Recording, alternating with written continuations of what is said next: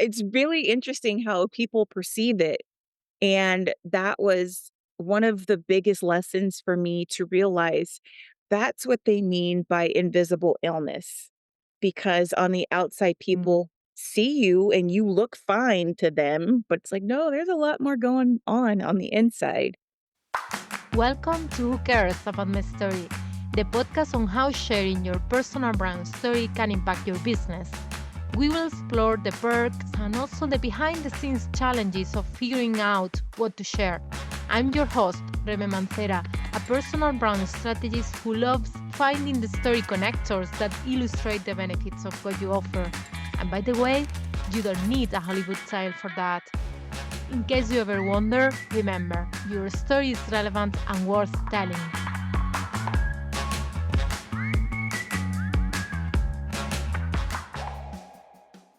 Hello, Michelle. Thank you for being here. So excited that you are today with us in Who Cares About My Story podcast. Yes, I am. Thank you so much. I mean, I am honored to be a part of your podcast and sharing my story. And hopefully, I can help at least one person with my story. That's kind of been my goal with my story. And if I can, then, that just makes the world to me. Nice. So let's start by please tell us who you are, what you do. Yes, I am Michelle. I am a life systems strategist.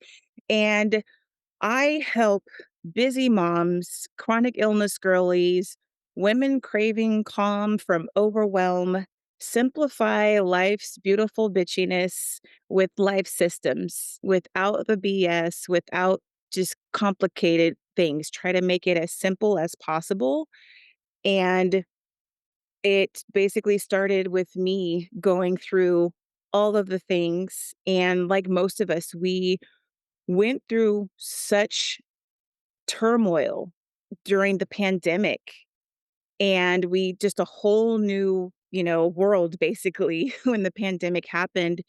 And for me, it was the beginning of 2020. My dad was diagnosed with stage 4 lung cancer, and I was a part-time caregiver because I was still working, and at the same time, my daughter started distance learning.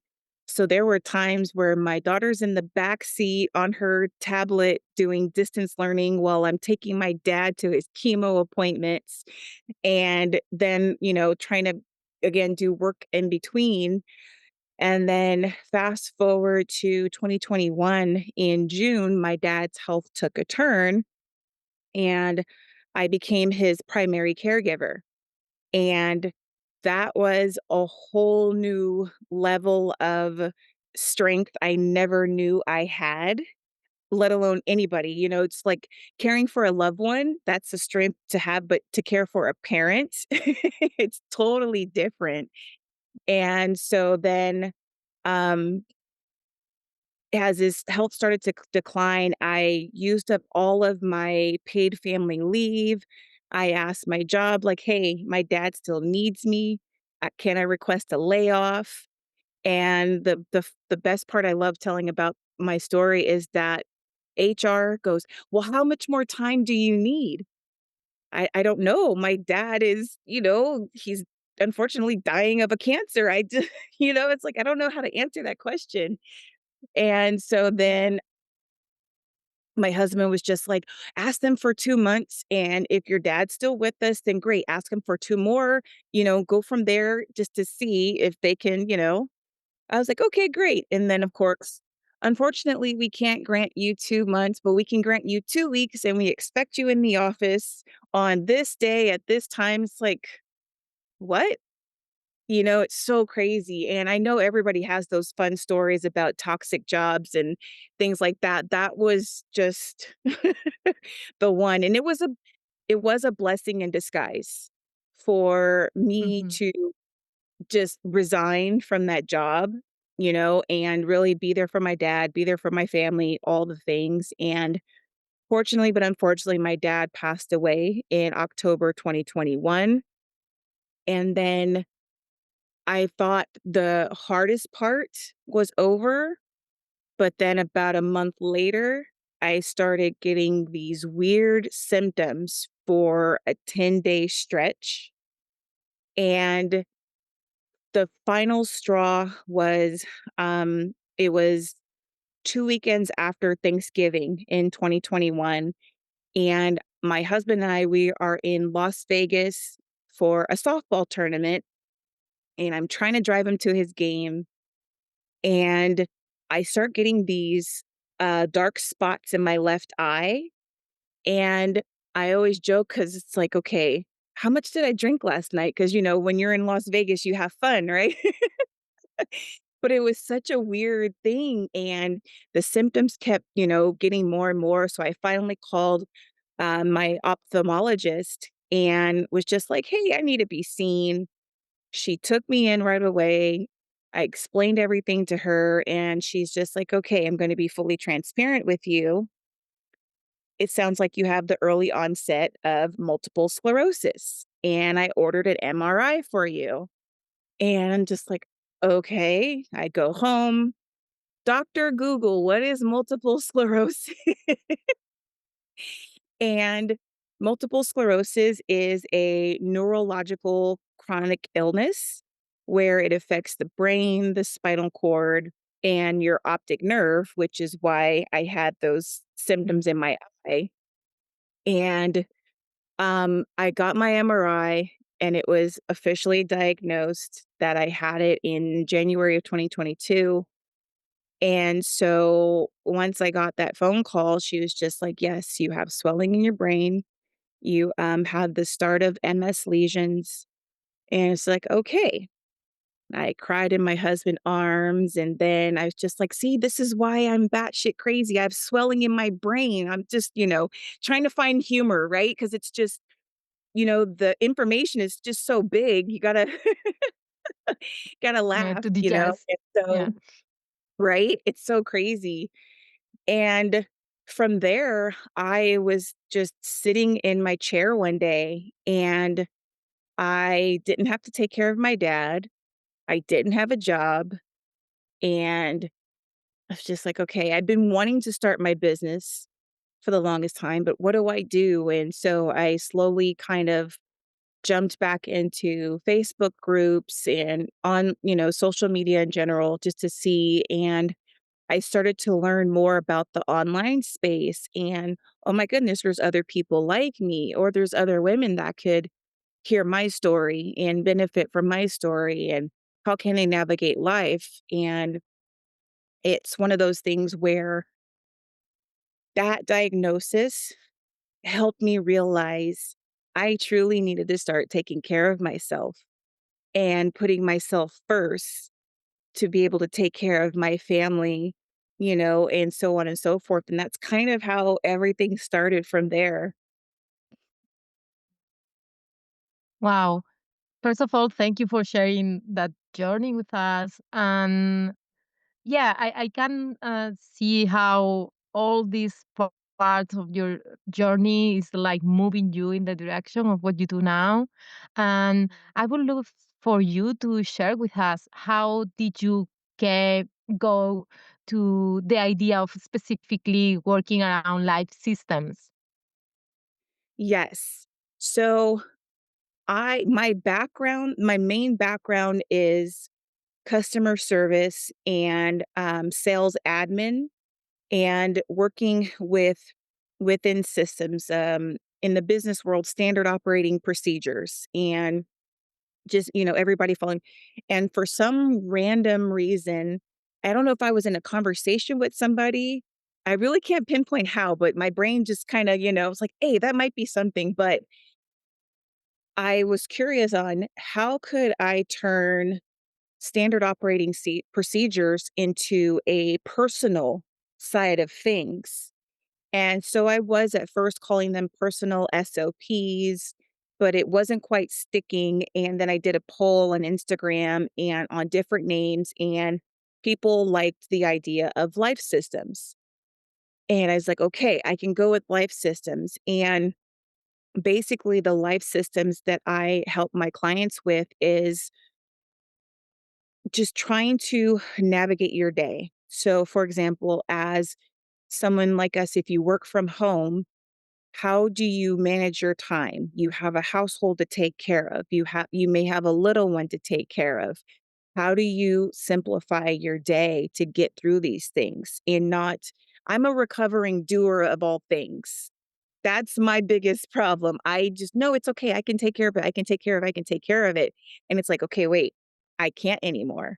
Now that I have this chronic illness, it's really letting me know I can't anymore." So, it was building the systems to, 1, learn how to ask for help because us Mhm. as women, we are used to doing everything, and it's like, "No, sit down. I'll do it the right way," kinda the kinda thing, right?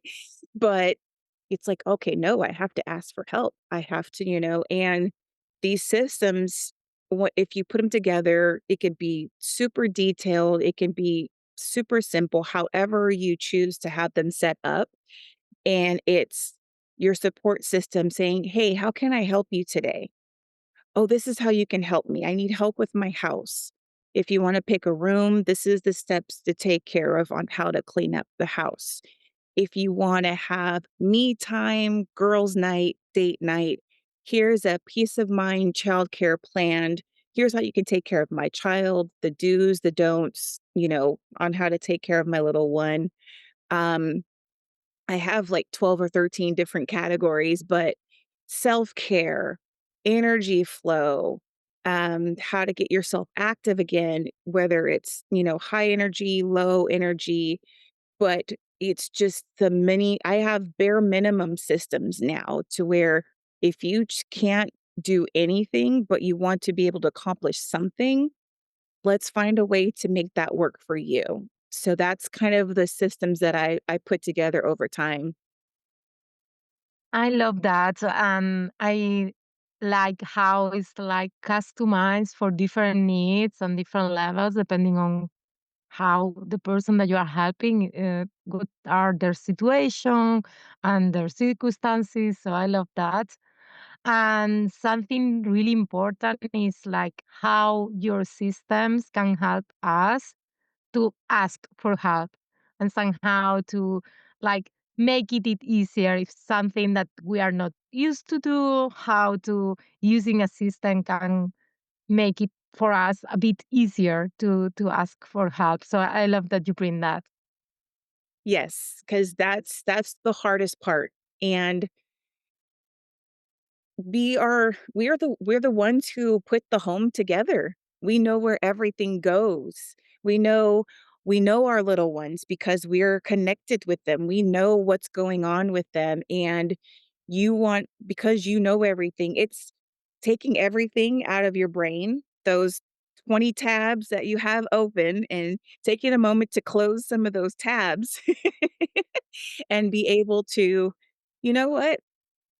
My significant other is taking care of it, or my little one's okay. I can take 5 minutes for myself," because we don't give ourselves 5 minutes to do anything, to sit down, to have some water, to use the bathroom. It's like the little things that we just, "I'll get to it in a second. I'll get to it in a second," and then the day goes by and it's like, "Oh, wait, I was supposed to do something. Oh, yeah, take care of myself." And one of the little things that I love sharing are make sure you add joy pockets into your day. It's not a luxury, it's a necessity. Schedule that into your calendar.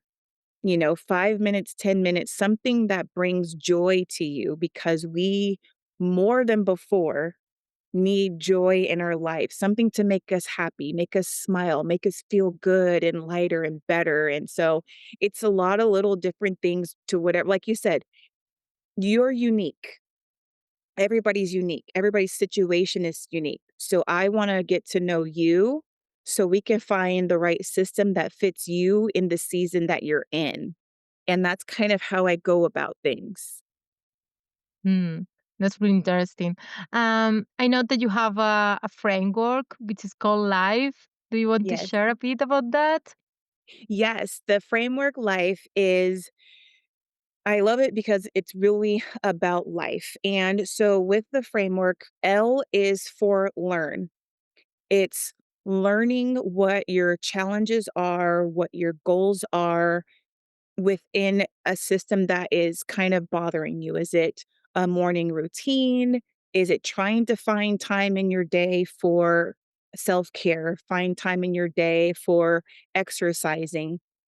Take a moment to reflect on what's challenging you and what goals you have for that particular system.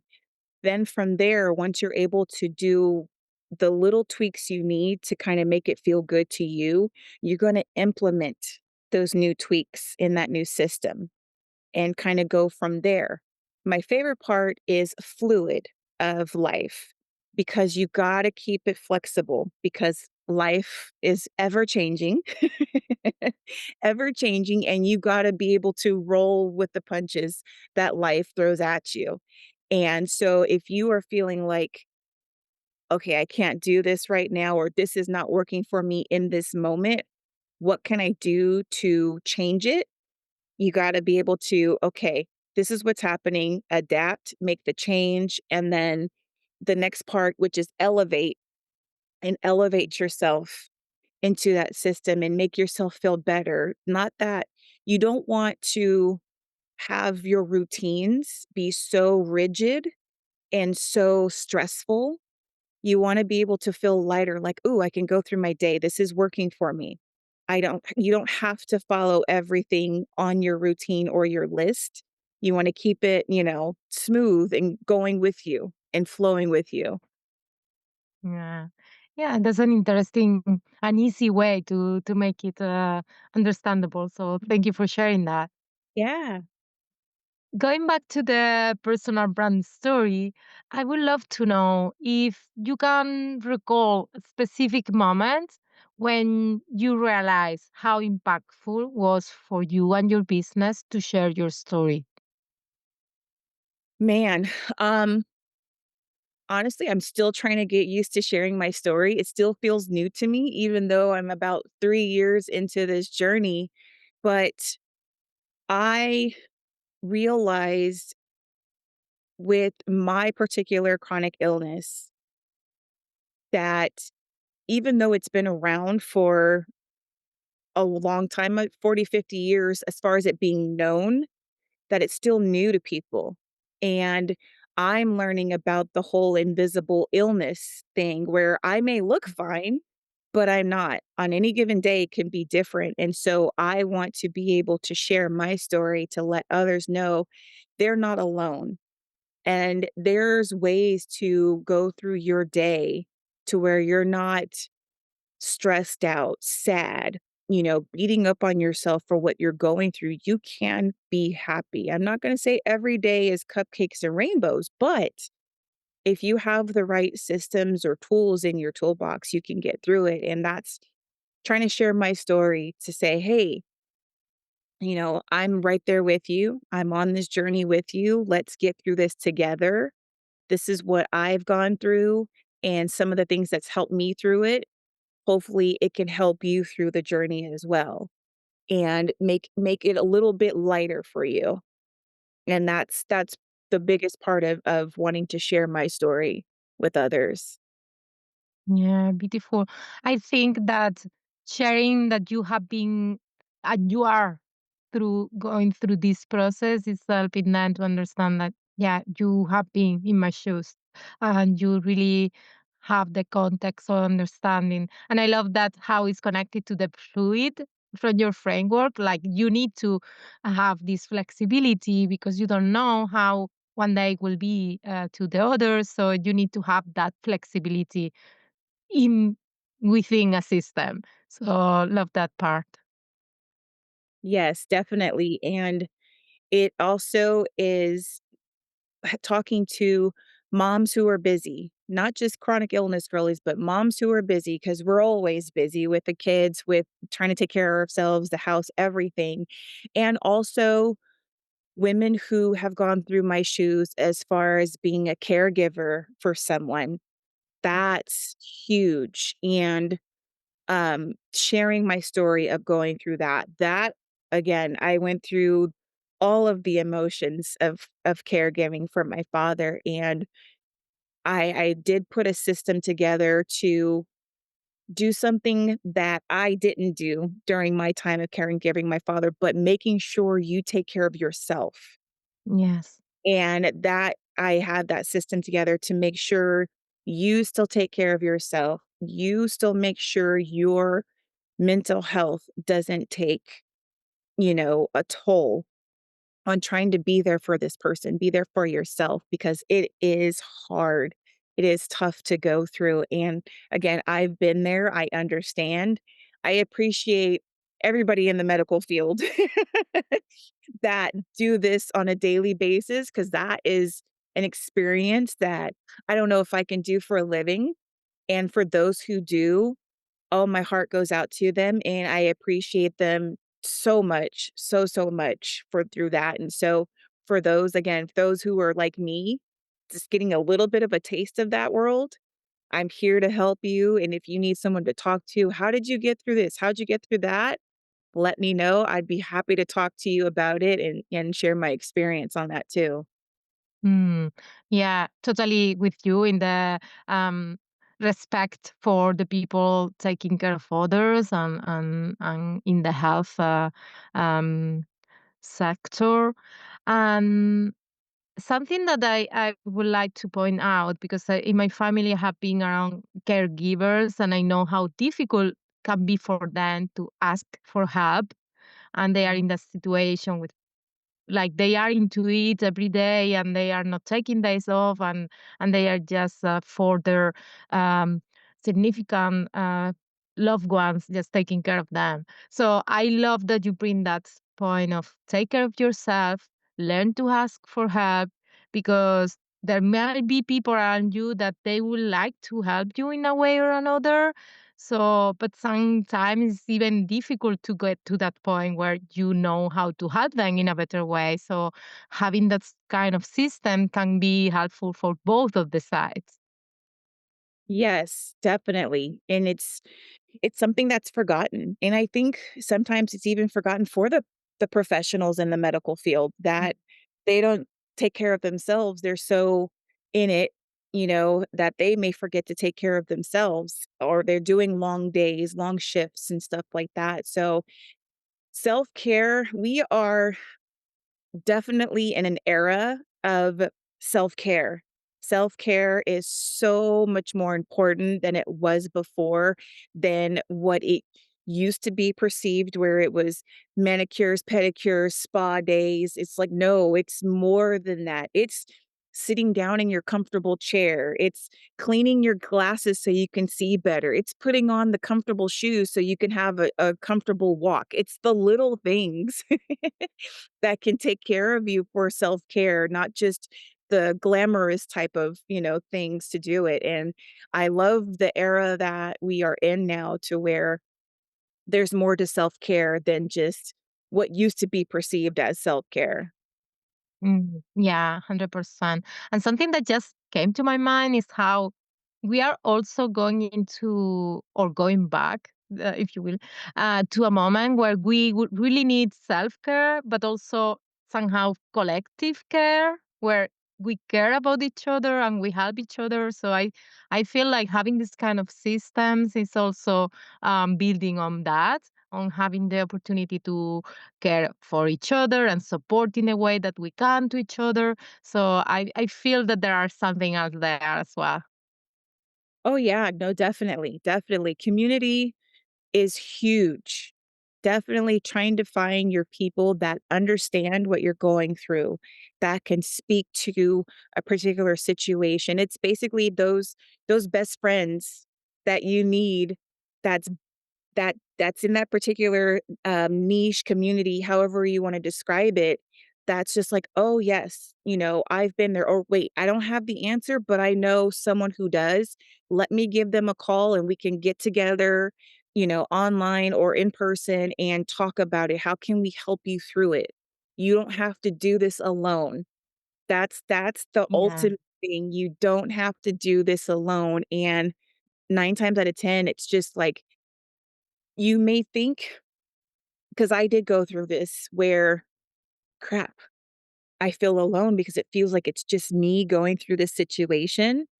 Yeah. And then you go online and you see it, it's like, "Oh, there's others like that," but they're not going through it exactly how I'm going through it, and it's you have to have which is hard, it's a practice, the mindset of like, "No, they're going through what I'm going through, but it may not be exactly what I'm going through," and my best friend and I, we joke about it because it's like parallel lives. Mhm. You guys are probably exactly at the same time going through it side by side, but because we're different people, it might be a slightly different path than what you're going through, and you can still share.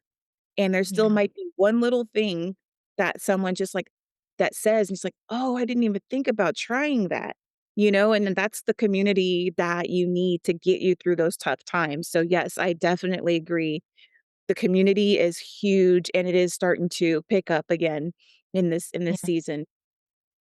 Yeah. And connecting to what you say, I feel with the storytelling is kind of similar. I will say that even if you are sharing a story or a meaningful moment for you, the other person, they might not have gone through something like exactly like that, but you can connect with the emotions, you can connect with the lessons that that person learned. So the same, when you are sharing your experiences, even if it's not exactly the same, it can resonate with the other person, it can help them in a way, can inspire them or see that there are different options or different ways to try to deal with things. So I agree on that. Like it's going to have to be just there sharing and understanding each other. Each of us we are have our difference, but also we go through similar things and can can feel seen by others and Yeah. understood. And it's so important, Yes. right? Yes, definitely. Definitely, definitely. It's like, "Oh my gosh, there's someone else who gets me." That yeah, Yeah. that yeah. Yeah. So for some of our listeners, they feel that they are very protective of their privacy, and they are not sure about how much to share from their stories. I would love for you to share with us how you decided what to share about your own chronic illness and how to share it.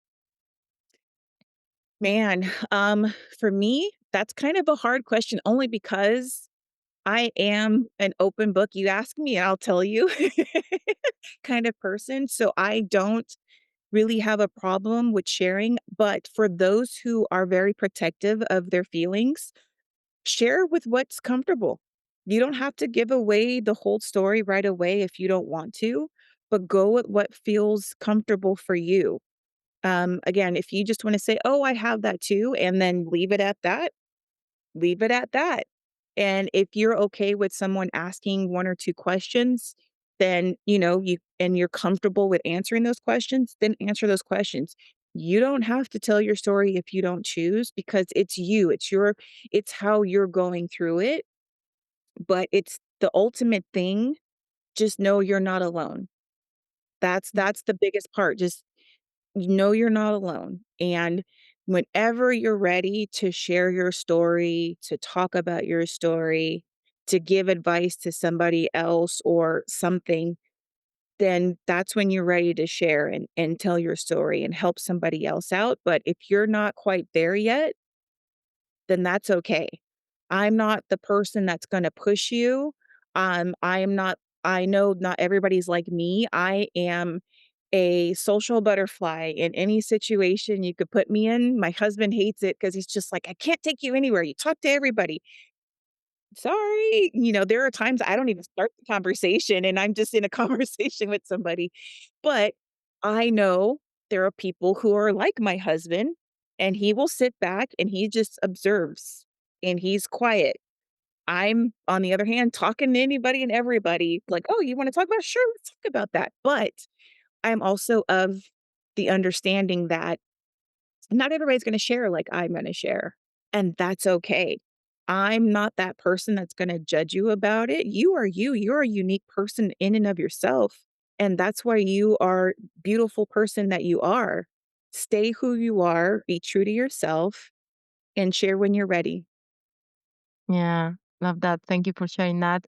And I always said that you even if you want to mention as in a superficial level, you don't need to go into details. You can just, as you said, mention if you feel comfortable. And in business, if you think that is something that is important and meaningful to your journey, you can share it in a way that is more focused on the lessons that that situation gave you, and not that much in the details of the situation itself. So you have different ways of doing it now. Yeah, in a way that makes sense for you, is comfortable for you. And as you say, like practicing, because there is even if you are comfortable sharing pieces of your story, maybe not related to health or anything else, you might be okay with sharing it, but also you feel a bit not sure how to articulate those thoughts and how to share those stories. Practicing is so important. So I am there with you. Like, even if you want to share something because you feel like something is a message that you want to convey and it's something important, practicing will help you in any situation. So that will be a general advice, I believe. So, when sharing your story, your personal brand story, have you faced any challenges that you didn't expect? Sharing my story, yes. The biggest challenge was um when the people that were in my community, in my life, friends, family, whoever we hung out with, you know, for longest time, they saw me as okay. And then right when I got diagnosed, right in the very beginning, my health was bad. I was walking around with a cane because I didn't have the energy. I couldn't quite get around before really started getting treatment, and my treatment started to really help me. So it was a complete shock, I should say, to those who are used to me being active and running around. I mean, I'm a former athletic person. I'm a former Zumba instructor, running around with my daughter, all kinds of things, to all of a sudden come to a complete stop and not be able to do those things. And I'm still trying to get back to just some kind of active life now. I'm better, but still trying to get there. And so people seeing me not like how I used to be, it's just like, "Oh, what's wrong with you?" And, "Oh, okay, well, I hope you get better soon." It's like, no, that's not how that works for me. And so it was taking the time to try and educate people on what was going on to me with me, and but only educating those who actually wanted to listen. There are some people who are just like, "Oh, you'll be fine. Just take this, do this, you'll be fine." It's like, that's not that kind of illness. So that was the hardest part, was Mm, realizing how many people who were like me before I was in it did not know or understand what was going on, what the situation called for, what I was dealing with. And there are some people that wanted to understand, and I appreciate them because I could explain, what my situation's like. Yeah, no, there's no 2 days that are alike. One day I may have energy, one day I may not. It could change within the day. This is what's going on with me. And so it's a matter of paying attention to what's going on, having my tools in my toolbox. I'm like, okay, this is what I'm going through. This is what I need at the moment. And, just being ready, and then also having the tool in the toolbox to be prepared for those conversations, like, oh, you're fine. You'll get over it. You'll get past it. It's like, it's just a cold. It's like, no. Yeah, it's really interesting how people perceive it. And that was one of the biggest lessons for me to realize that's what they mean by invisible illness. Because on the outside, mm, people see you and you look fine to them, but it's like, no, there's a lot more going on the inside. And so that was probably the hardest part on sharing my story, and having people understand what was truly going on with me, and really becoming an advocate for those who have my chronic illness and those who have chronic illnesses in general, and just advocating for that new community that I'm now a part of and Mm, talking about it. Yeah. yeah. Yeah. And I can imagine how this also a process where you have to get along with this new identity that you have because you are a new version of yourself, and then it's at, like in front of others but also for yourself to understand these new situations. I can imagine that uh, must have been super hard to go through that, and even that process of understanding the new situation that you are in. So, yeah, thank you Yes. for sharing. That was yes, that's definitely the biggest part is the mental side of it. Yes, the mental health side of it, not just, um, being diagnosed with a chronic illness, but grieving my former self and Mhm. honoring my former self, but accepting my new path, my new life, my new journey, the new me, and embracing it and saying, okay, I can do this. I will get through this one day at a time, give myself grace. And Yeah. and again, like we were saying earlier, you're not alone. It's not just you. You're not doing this by yourself. You have your support system, but there's also a community out there that's going through something like this or go through something exactly like this, and they can help you through it. And being open to talking about it, because at first it was that was probably one of the times I was ever quiet in my life, was just like, "Oh my god, something's wrong with me. How do I deal with this? What do I do? I don't want people to look at me weird or judge me weird, like all of a sudden something's wrong with her." And it's just like, "Well, no, you're still you. You just there's a slight difference, just only a slight difference, and I'm still me. I still have my personality. I still smile. I still laugh. I still have those things. And yeah, it's just, I may not be able to do everything all the time like I used to, but there's a ways I can go around it, like being a part of the family gatherings. I may not be as actively involved, but I'm still there and I can still help out in some ways, that kind of thing.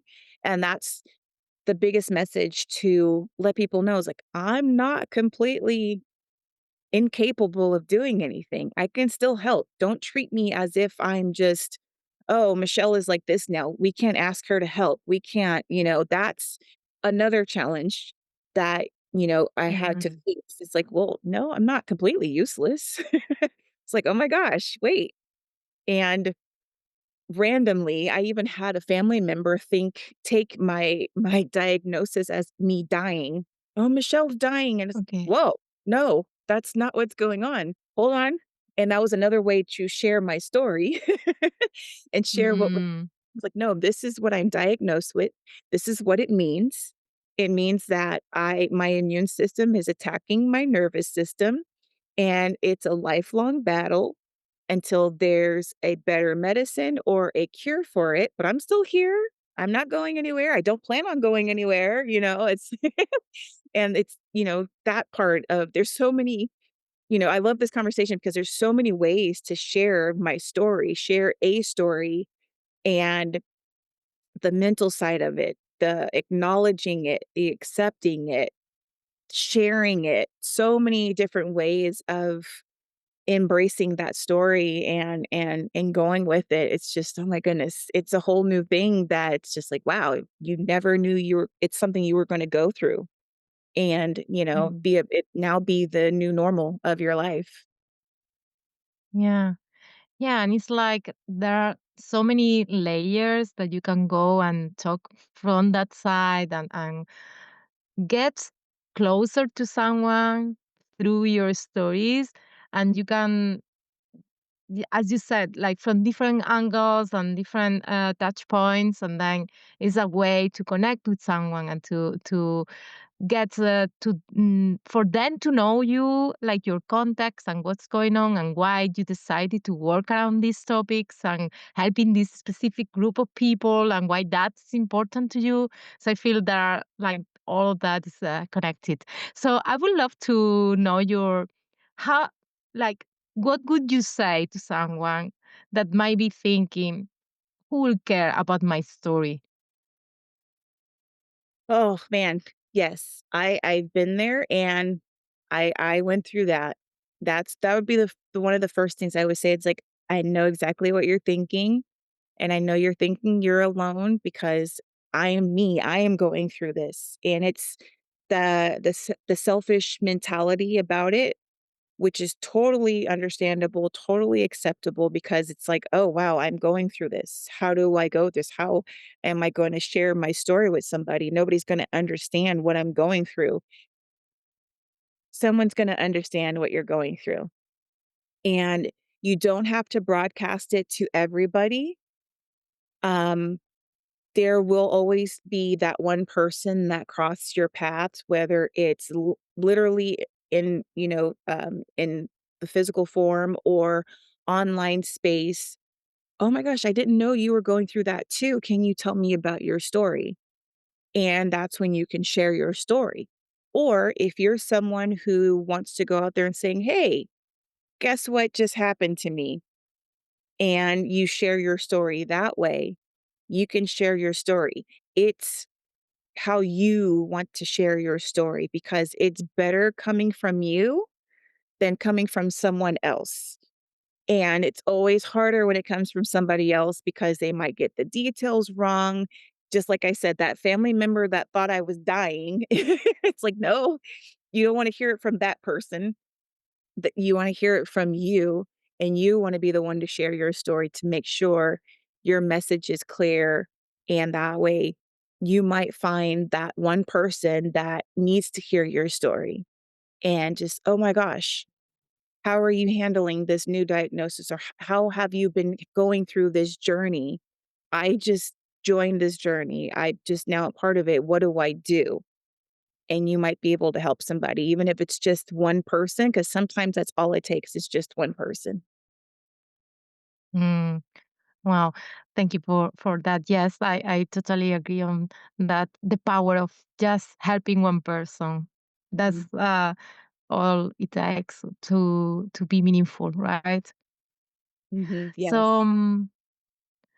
when getting ready for these interviews, I always like to research on my guests' backgrounds to see if there are some past work experiences that somehow can be connected with what they do now. Because in my framework, which is called the 10 story connectors, I look for 10 meaningful moments in someone's journey that are connected to the benefits of what they do. And one of the categories is the past work experience. So, one moment in your work experience that is connected to what you do now, to your skills, and things like that.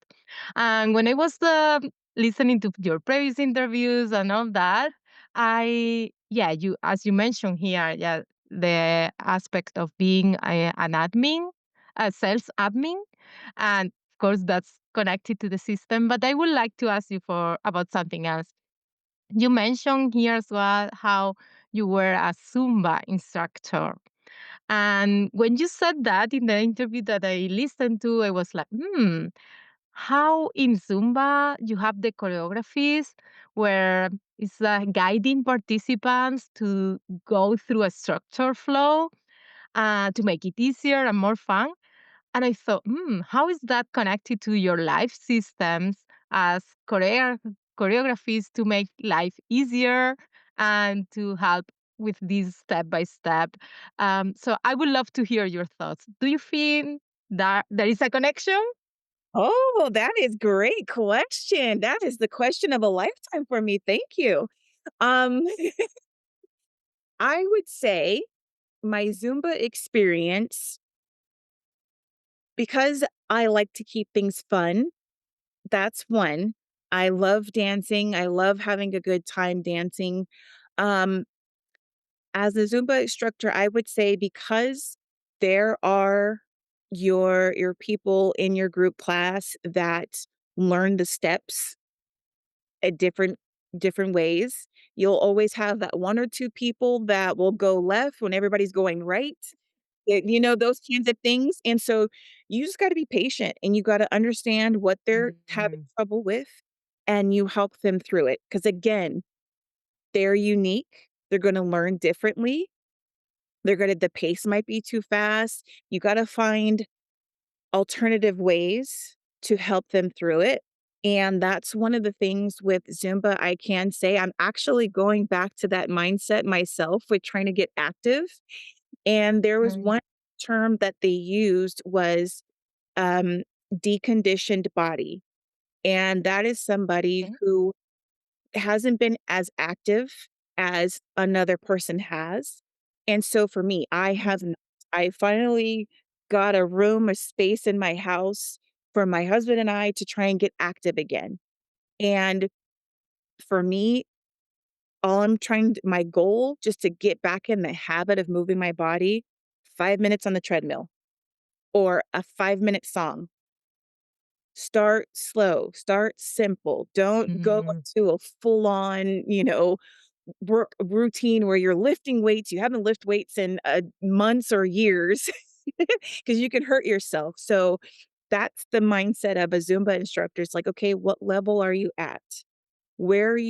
And then to relate it to life systems, where are you in your current season of life? mm, What's bothering you in your current season of life?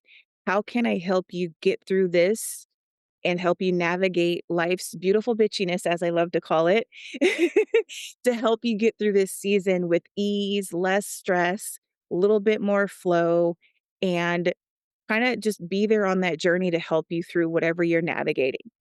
And that's mm. the best way I can say my Zumba instructor life can help in the life systems world. Oh, that was a great question. I love that. Um, but that's probably the best way I can say can relate it. It's understanding who you are, what steps are you able to follow. Those aren't working for you. All right, let's throw it out and find something that'll work for you. Maybe it's a little slower, maybe it's a little faster, maybe you need something that gives you a little bit more of a challenge, or you like, that's a little too much. Give me something that's a little bit more down here. All right, tell me what works for you. And so we'll go from there and try to keep it fun. That's the best part. Mm, Find a way to keep it fun. Because if it's fun, it's something you want to do. That's the yeah. biggest part. It's if it's fun, it's like, oh, I want to do this again. I like doing this. Mm, yeah, that's great. So, and I'm glad you like the connection there. Um, so, since you are an advocate for simplifying our lives, I'm Mhm. curious to know how you applied that into your business. Do you have any advice for us? Say the question again. Yeah. Since you are an advocate for simplifying our lives, I'm curious to know how you applied that simplicity to your business, if you have any advice for us. Yes, it's knowing your capacity. Really knowing your capacity. For me, I have my schedule set up to where because I get infusions for my treatment for my MS every 4 weeks. Okay. And when that week comes, my body lets me know, all right, you're dipping a little bit. You're about to get your infusion. You're in need of your infusion. So I try to do the least amount of things as possible. That's business and in life. And again, asking for help, the bigger part. But with business, I try to keep it as simple as doing my admin work, whatever I fell off on my to-do list and doing it in small chunks to where it's not overwhelming me.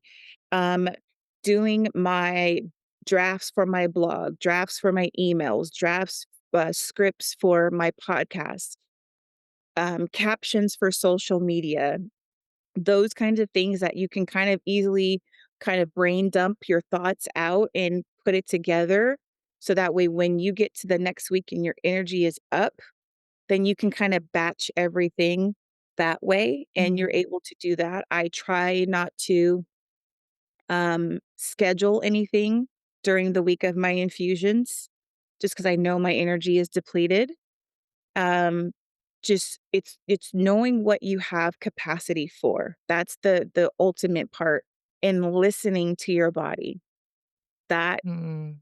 I should take that back. The biggest part is listening to your body because we don't do that either. We don't do that, and that's part of that self-care that we need to make sure we do is your body is letting you know, your brain's letting you know, "I got brain fog, I'm not functioning, I'm not, what's going on?" It's like, "Okay, I need to take a step back. I'm doing too much. Let me break this into smaller groups of tasks that I can manage and get through. How much clients can you take on in a day, in a week?" It's, looking at your hours and how to maximize your usable hours in a day, in a week. So where you're not overwhelming yourself, you're not doing too much because that's what usually leads to burnout.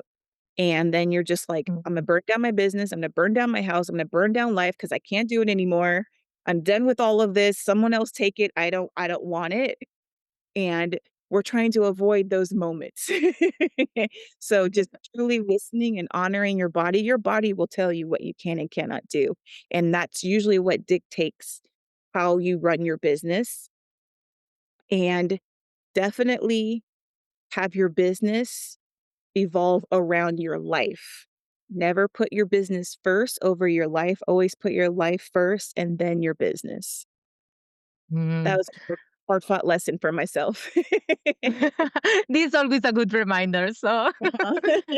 that's great, and it's like that's something that I love about this podcast is listening from one way or another. It's always the conversation about you can run your business on your terms, and you need to define your own version of how you want what are your goals and how you want to reach them. So I love that you bring that aspect of listening to your body and owning what you need and what the lifestyle that you want, right? So, before we wrap up, a question that I love to ask to all my guests: what part of your personal brand story surprises people the most? Oh, man. Um, I don't know. That one's another good question. You got the good questions. I love it. Um, I think one thing I won't say I think, I'm gonna guess that surprised them the most would be life systems and how I view life systems. I asked my mom the other day, when you hear life systems, what comes to mind? And she goes, well, I think she goes, your internal organs. That's your life. It's your Mhm. systems. And I was like, okay, you're not wrong.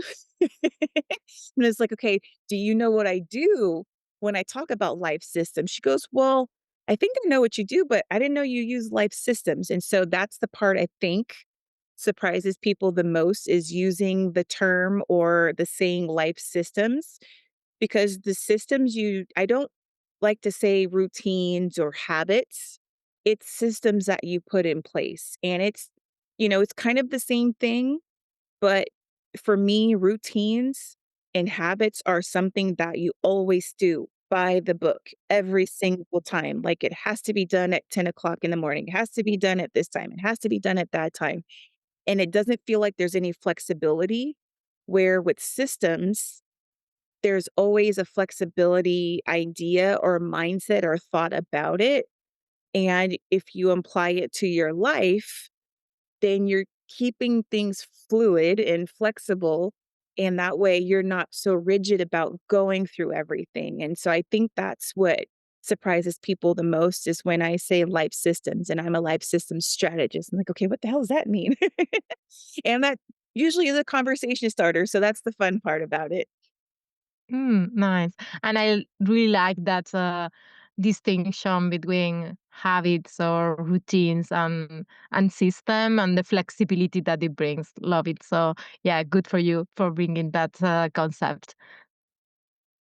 Yeah. So please share with us how we can learn more about what you do and the work that you do. Yeah, you can find me on Instagram. I am life systems underscore Michelle with two L's on Instagram. You can find me on my podcast, Simplifying Life's Beautiful Bitchiness. I'm on all popular places that you listen to your podcasts. And I can drop the link in below if you want to join my email family, my Balancing Life connection. And that's typically where you can find me these days. Good. I am making sure that all the links are there, so it's easier to go and check more about your podcast and the resources that you have and the work that you do. Thank you so much for being here, for all the insights that you have shared. It has been a pleasure to have you here. Thank you so much for having me. I'm very, very honored to be a part of this. Thank you. Thanks for tuning in to Who Cares About My Story, the podcast on how sharing your personal brand story can impact your business. If you found this episode valuable, consider subscribing or leaving a review. Your feedback means a lot. Did something resonate with you today? Please share your thoughts on the podcast platform or on your socials. I would love to hear from you and give you a shout out. Just tag me on Instagram at Reme Mancera. I can't wait for you to meet our next guest. Until then, remember, your story is relevant and worth telling.